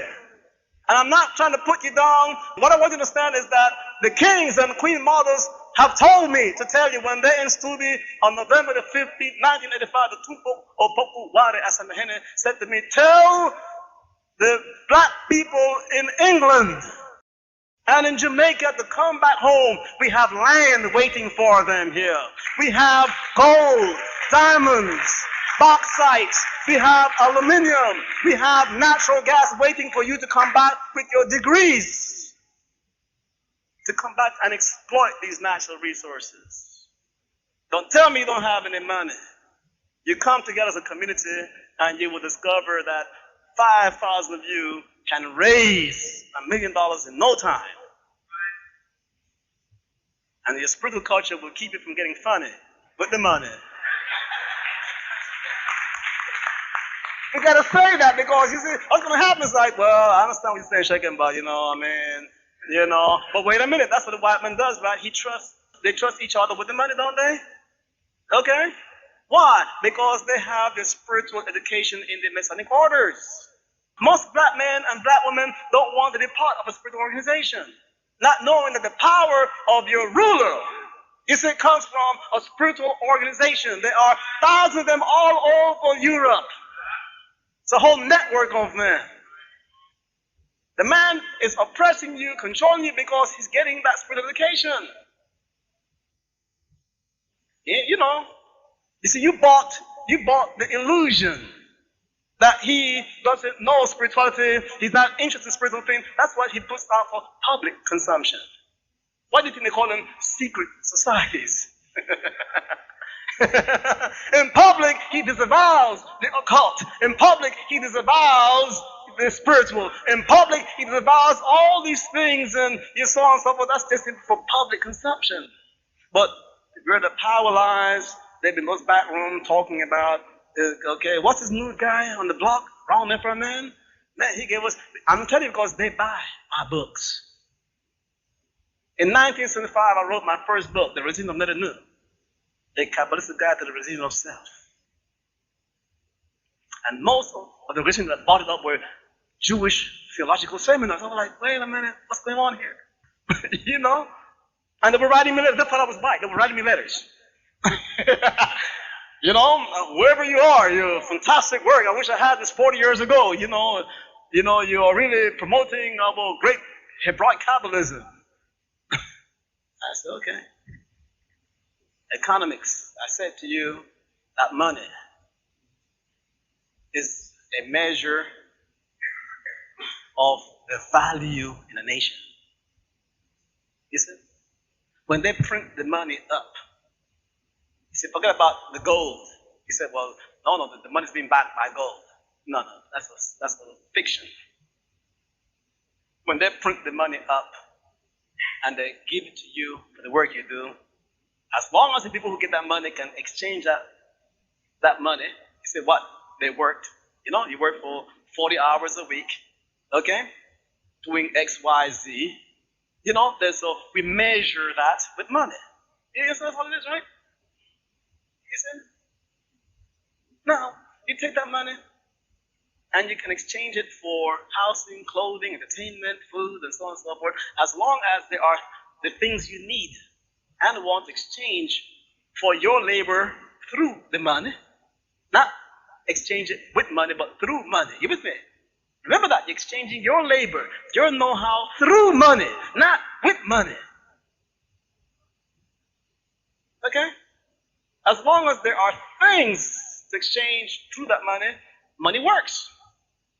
In some countries like Romania and some of the, when the regime fell, when communism fell, the Romanians, they had lots of them with degrees. They had big jobs. They got all this money. But they know when they had to stand in line once a week to buy 4 ounces of meat. When they really wanted, they had to stand in line once a week to buy a roll of toilet paper. They had all this money, but they couldn't exchange, their labors through that money for the things they needed. So money wasn't working. You see? Now there's no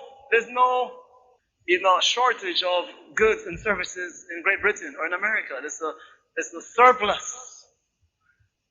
You see? So your poverty is manipulated, manufactured.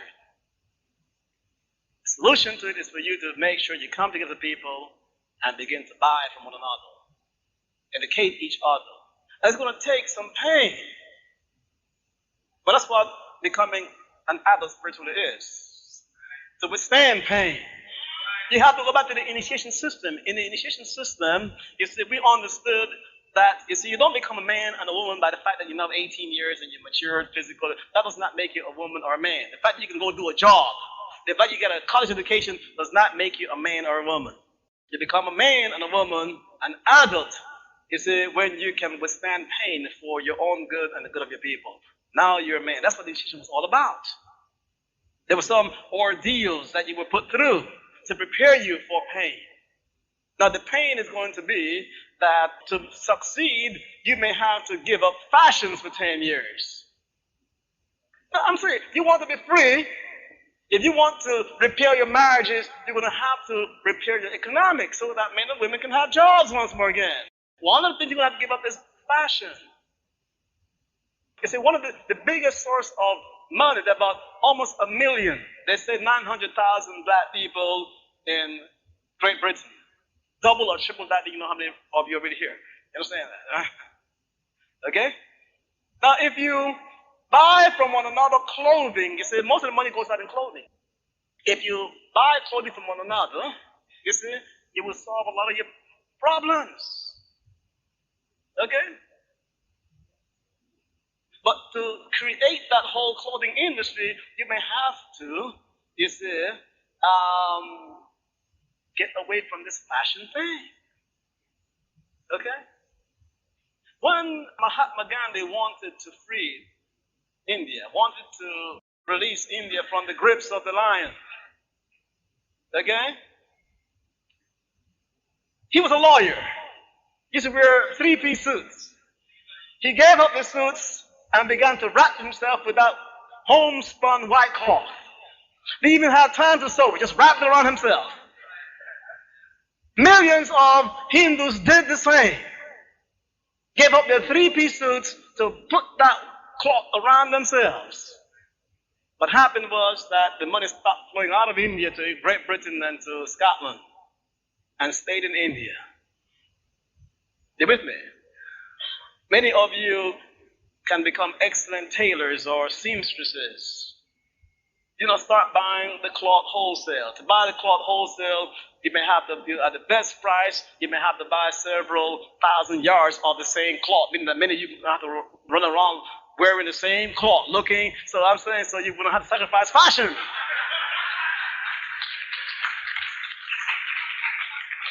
I'm not talking about buying a 6-yard piece retail. I'm talking about buying, 1,000 yards wholesale. It's a lot of cloth. That's a bunch of folks walking and looking the same. We have a problem in New York, in certain bars in New York where the Jews live, the Orthodox Jews live. If you were a Gentile and you got mugged, and the cops came and you said, well, who did it? Well, it was a man, black coat, black hat, and a beard.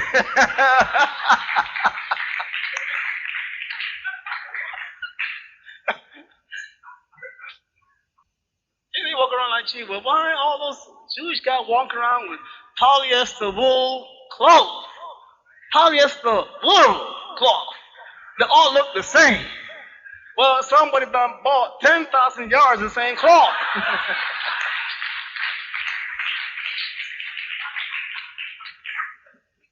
I'm serious.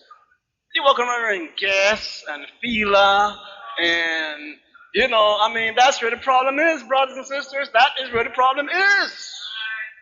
You have to create your own business.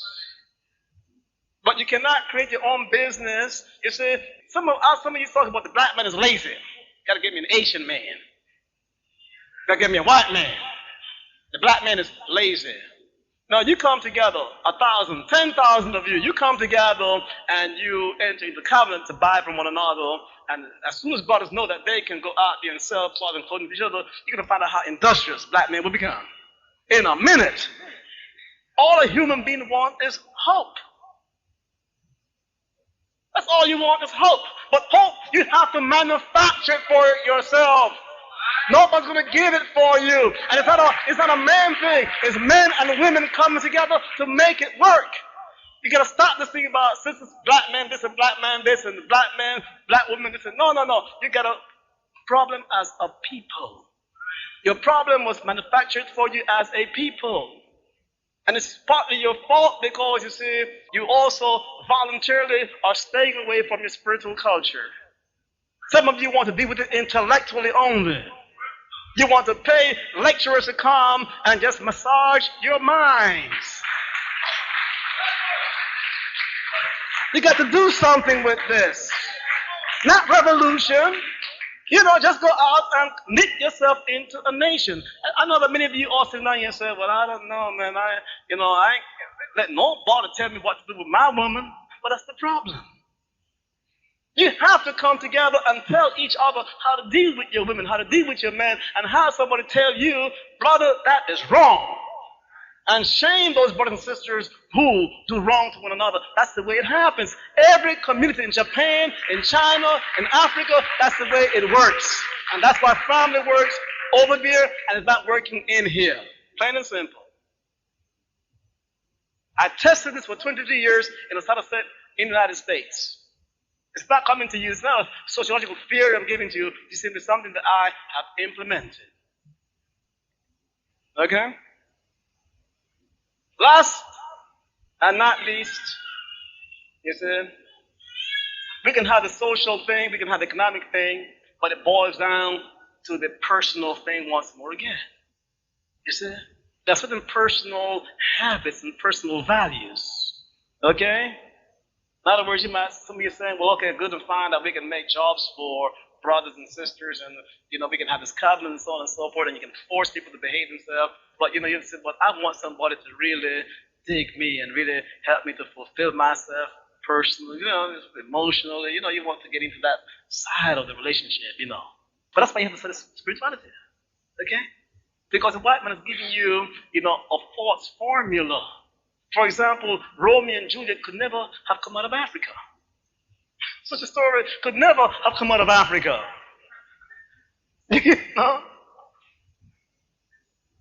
There's a sister in Africa, brother from America was hooking up with a sister in Africa, and he was, every time you look at this, this was nice, this was fine, a shanty woman. Okay? All right, you brothers, you don't have to run over there, and it's not pretty, beautiful black woman right here in London, okay? You don't have to run over there. But this is a fine Ashanti woman.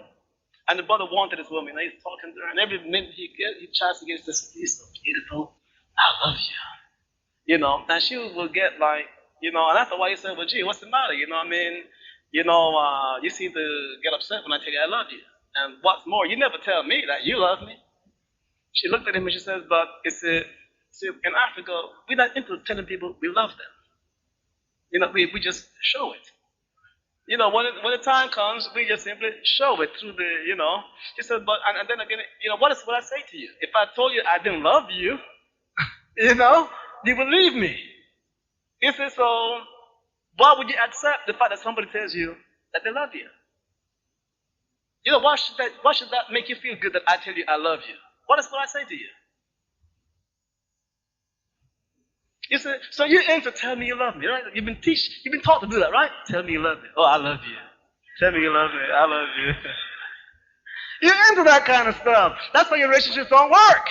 Because you're more into saying those things and cultivating the kissing and the caressing, and those things do not translate themselves into caring and respect. He wanted to kiss all over this fine girl. I looked at her, I said, I would like to kiss all over her too. She was beautiful. You with me? And she was not into the kissing thing, She said, what's the matter? He said, well, in Africa here, we call kissing eating dirt. He was like, what? She said, it's a saying in Africa, kissing is eating dirt. And he said, check him, I don't understand this, man. This woman told me, man, I don't know what she meant. Is something on my breath or something, I said, no, it wasn't personal. You see? And the thing is that I say, you Americans and British people, you believe the same thing, so you believe that kissing is eating dirt. You see? You don't know me, right? If I walked up to you and kissed you in your mouth, you would go, right? Right? Sure you would, right? You're going to say, right, I'm coming over here.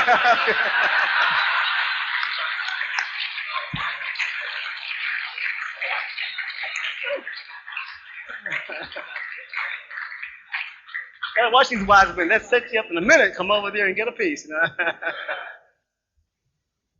You say, yes, you say, if I walked up and kissed you, if you don't know me and I kiss you, you go, right? If I drank out of this glass here and say, I don't want to drink out of that, you better put your mouth here. Your germs all over there, right? You got your germs all over there. But if you get these butterflies in your stomach, if your heart starts to race and it gets a beat, somehow it makes the spit antiseptic now. Somehow it destroys the germs in the mouth now. So if you take time to study history and anthropology and cultures, you find that kissing is not a universal expression of affection, and kissing can never express love. You see? And I said that you shouldn't kiss. I kiss my wife. You know what I'm saying? But you don't express love through kissing. You can understand that. Because people come together and they cultivate these things instead of working on caring, working on being able to sacrifice, working on their emotions, not to abuse emotionally. They don't cultivate the things that really matter and make a relationship work. They work on the wrong things. Okay? Then there are these temperamental differences. There are some people who really care, respect, but they don't know how to express the romantic thing. You see, and many people believe in each other. Well, the woman don't make me feel like a man, you know? What about, brother? The man don't make me feel like a woman. Some people just can't play that romantic role. That's not within your nature. But you think that every relationship is supposed to do that kind of a thing, that the guy got supposed to be able to hug you a certain way, the woman's supposed to caress you a certain way, and you hear Luther Vandross in the background. You know what I mean? You know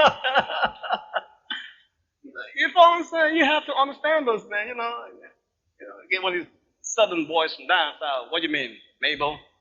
I work hard every day, come home, give me money, don't I? What do you mean I don't love you? Some people it's not their nature. It's not their temperament. You see? And some of you, you play, you've been playing that act. Some of you you force yourself to role acting, playing, to get the other person thinking that you are, you play all these games. Dress up a certain way, you put on certain acts, you act up, and so on and so forth. You cannot be your natural self in that relationship. But that comes from not studying spiritual culture. You see? Now, granted that there should be some amount of romance in a relationship. Okay? You don't have to be the great romantic. But if you find that, you're not, quote, the romantic type, there's a word of power. Clean, divine clean soul. That Het-Heru part of the spirit over here. That woman here, holding the flowers.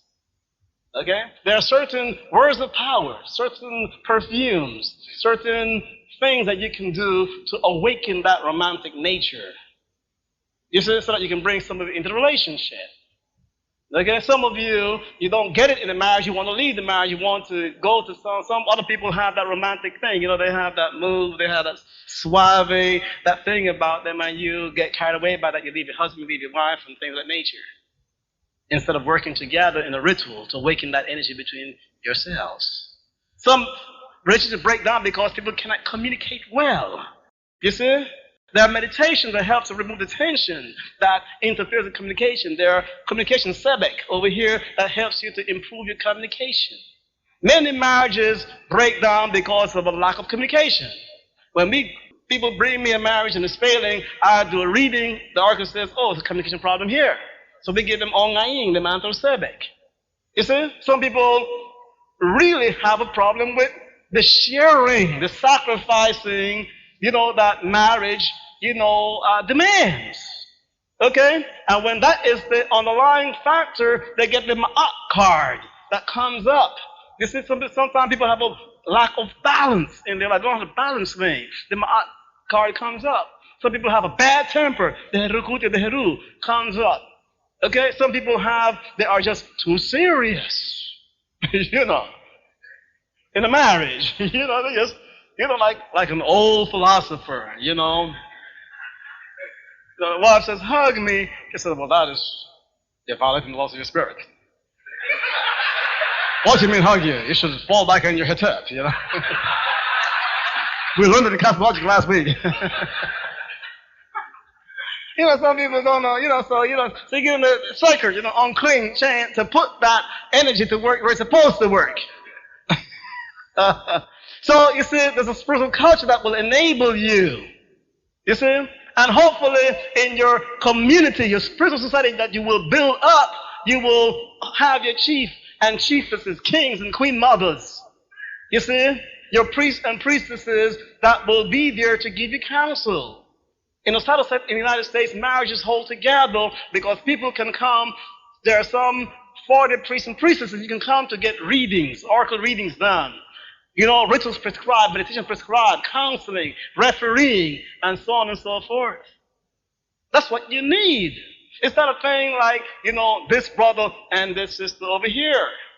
There's a big, powerful force that has been marshaled against you. That works through the theater. It works through the media. It works through the movies. They work through the songs. They work through the economic manipulation. They work through, all forms of government and culture to disrupt your family. And you're going to have to come together and put a massive process, in place to save, your individual relationship through the survival of the relationship of everybody in your community. It's not a one-on-one thing. It's a group thing that we got to take care of. Is that understood to you? In the Southern State, we have 3 kings. I am the King of Kings. There's a king in Washington chapter. There's a king in the Philadelphia chapter. We have a Queen Mother in charge of Chicago, Queen Mother in Milwaukee, Queen Mother in Atlanta, Queen Mother, 3 Queen Mothers in Washington, D.C., 4 Queen Mothers in New York. Okay? We have a chiefess in charge of the North Carolina community, a chiefess in charge of the New Orleans community. You see? We have a chiefess in charge of the Oakland community. We have more female heads of states than we have male heads of state. Why? Because I give the power to whoever rises up to it. Do you understand? So you form your community, based on spiritual values. You see? Put a spiritual structure in place and take your time. It will take several years for the transformation from an intellectual grasping of these principles to living them to take place. So if you've got to take your time, you have to allow room for people to make mistakes. There are people in my community who came and for 5-10 years they shucked and they jived till they learned and got themselves strong. You see? And they survived because we did not kick them out. We understood that when you first bring these teachings in, people are going to stand up and even teach it, lucidly, but not live it. They're not hypocrites. They just need time for the information to settle into the spirit and become flesh. That's what it is. You see?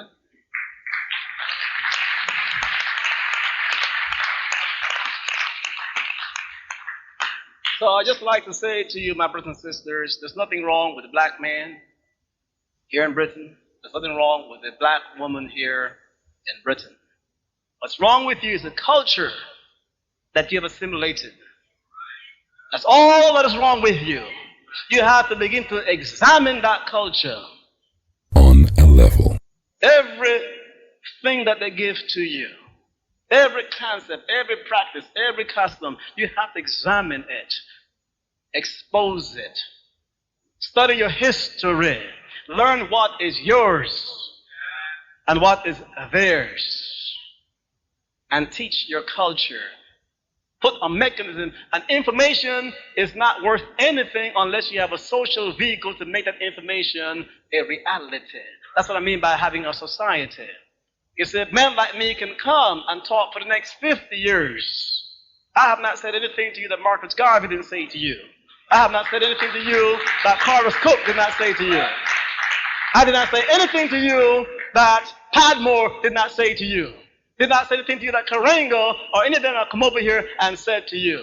But the words are blowing in the wind because you have not formed a society to make these words, a reality. You can do it because I have been doing it for 23 years, and they've been calling me everywhere in the United States and in St. Croix, and they called me to Trinidad. I will be there the first week in May to establish a new society, as I said, in Trinidad, and later on in Barbados. You see, they are calling me. I did not call them. They're calling me because they are seeing it work. Next year, when I will be back here before next year, but next year this time, you see, when I come back, I want to see some businesses. I want to see a community. I want to see a social structure in place. You celebrate Kwanzaa, don't you? You see? Okay, don't tell Karenga that I said so, but you're going to change Kwanzaa around. You know, when you come to that day of talking about self-determination, you're going to have to enumerate and list all the concepts and ideas that you have instituted within your community to live by. That's what self-determination is. When you come to talk about cooperative economics, you are going to list all the new businesses you formed in that year, all the new jobs that you created in that year. Stop coming together to dance at Kwanzaa, to have little black girls dancing, and that's not Kwanzaa. Kwanzaa is, you see, I don't know if they do it here in Britain, but once a year, the President of the United States gives the State of the Union address. He stands in front of the people and tells the people, well, this is how much money we have, our financial growth, the State of the Union. Did they do it here? The Queen, she does that, right? The Queen stands up and says, well, this is what has happened, increase or decrease, gain or loss for the year, right? Now, this is what you have to have here. Every year at Kwanzaa, you're supposed to be able to stand up and say, these are the new businesses that we have added to the union. You have to add, these are the new jobs that we have added. This is the new schools that we have formed among ourselves. And so on. This is what you have to do. And nobody has put a gun to your head and said, no, you cannot do this. So you have no excuse for not doing this. You have to stop blaming the white man for the situation that you now find yourself in. That was true several years ago. It is no longer true today. Once you keep blaming the white man for your present condition, you are now perpetrating the violence upon yourself. Peace and love. Reasoning empowerment for the community. Ankhobia on a level.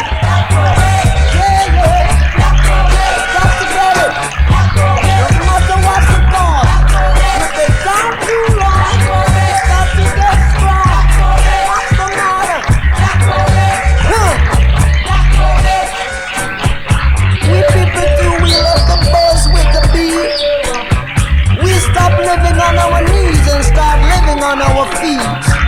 Cause brother, like it take two eyes to make a pair. We won't quit till we get our share. And that is the end of another On a Level talk show with me, Ankhobia. I'll be back here on Wednesday afternoon between the hours of 1 to 3 p.m. giving you another lecture for the Black History Month series right here on the On a Level talk show.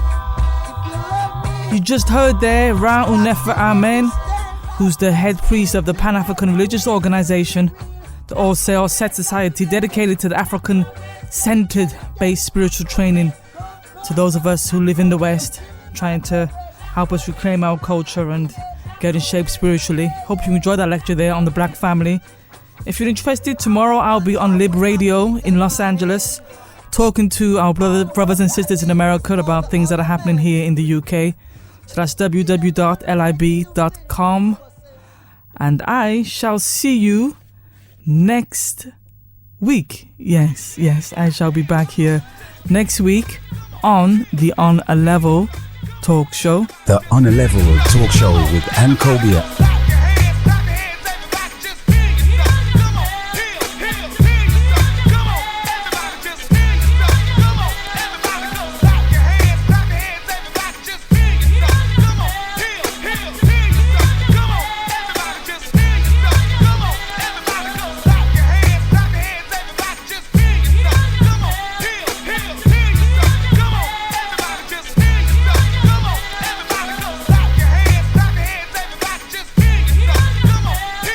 Ankhobia, empowering the community with the On a Level talk show.